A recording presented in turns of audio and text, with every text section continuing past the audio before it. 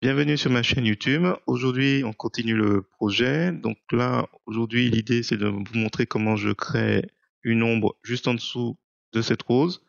Donc pour rappel, on avait la rose comme ça dans les deux dernières vidéos et l'idée, c'est juste de rajouter cette ombre. Donc si vous trouvez intéressantes mes explications, je vous remercie à la fin de cette vidéo de me mettre un pouce vers le haut et de me laisser un commentaire. Ça permettra à ma vidéo d'être un peu plus mise en avant. Et sur ce, je vous souhaite un bon visionnage. Alors c'est parti, nous voici sur GIMP, la version 2.10.34. Je vous mets dans la description des vidéos pour débutants, donc ça vous permet de vous familiariser un petit peu déjà avec l'environnement que j'ai, donc ça n'a rien à voir avec la version que j'ai, donc j'ai préféré le thème clair que vous voyez plutôt que le thème par défaut sombre. Et puis je préfère avoir tous mes outils bien dégroupés, donc c'est pas regroupé comme on peut le voir.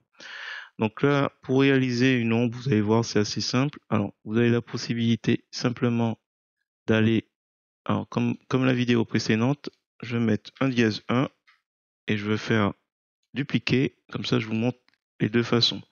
Alors, dièse 1, donc rose 1, c'est simple, filtre, ombre et lumière, ombre portée, filtre, ombre et lumière, ombre portée. Alors là, je vais augmenter l'opacité pour qu'on voit un petit peu l'ombre et je vais décocher cette chaîne pour pouvoir jouer avec X, donc qui est en abscisse, et pour pouvoir voilà, juger à peu près l'endroit où je souhaite. Alors peut-être que Y, on va le remonter un petit peu ici. Alors je vais réduire un peu l'opacité et on va rajouter un peu de flou. Alors pas trop, mais juste un petit peu. Donc l'idée c'est de trouver par rapport à l'ombre qui existe déjà.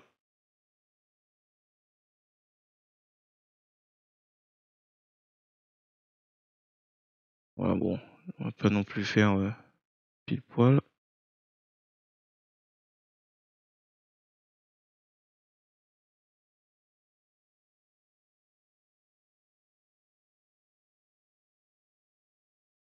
Alors l'opacité. Voilà. Donc si on retire l'aperçu, avant, après, voilà, ça fait un petit peu plus sérieux. Alors, on va peut-être ramener un peu plus les Y en dessous. C'est un petit peu trop haut. Et on fait valider. Voilà. Donc là, ça c'est le résultat. Donc avant, c'était comme ça. Donc en rajoutant une petite ombre, c'est beaucoup mieux. Donc pour rose 2, je vais masquer rose 1. Pour rose 2, on pourrait très bien s'amuser à intercaler. Donc il faut cliquer sur le calque qui est juste en dessous. Un nouveau calque et puis on peut s'amuser à faire ombre et normal, transparence, validé. Alors, c'est à vous de voir. On pourrait s'amuser à essayer, hop, avec le pinceau, déjà de prélever un petit peu de couleur ici. Et puis s'amuser. Donc là, on est sur le calque ombre qui est entre rose 2 et main ouverte. Donc je prends que les calques qui sont affichés avec l'œil. Voilà. Donc comme ils sont en dessous, je vais pas peindre sur rose. Je vais peindre en dessous. Donc vous pourrez s'amuser comme ça à essayer de faire s'imaginer un petit peu l'ombre qui pourrait se dessiner. Alors c'est une possibilité aussi, hein. Voilà. Voilà, c'est un petit peu grossier. Et puis après, hop, on réduit. Alors là, du coup, c'est pas terrible, mais si on fait un flou, on verra après.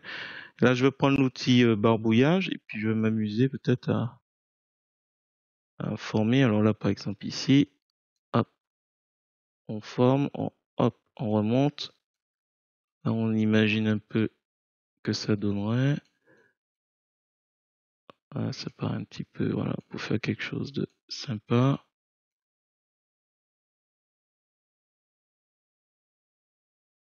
Voilà. Alors là, j'ai réduit un petit peu l'opacité du calque ombre. Après, on peut faire un flou, filtre, flou gaussien pour accentuer un petit peu. Alors attendez, je vais d'abord remonter à opacité pour que je vois un petit peu ce qu'il va faire. Donc on va faire le flou gaussien. Donc si on augmente à 8, Voilà, on a quelque chose comme ça. On peut laisser à 13 et puis après, hop, on réduit un petit peu. Voilà. Et donc, contrairement à tout à l'heure, on avait rose et séparer l'ombre. Donc, si demain j'ai besoin de reprendre, c'est plus facile que tout à l'heure avec l'ombre qui est intégrée au calque. Voilà.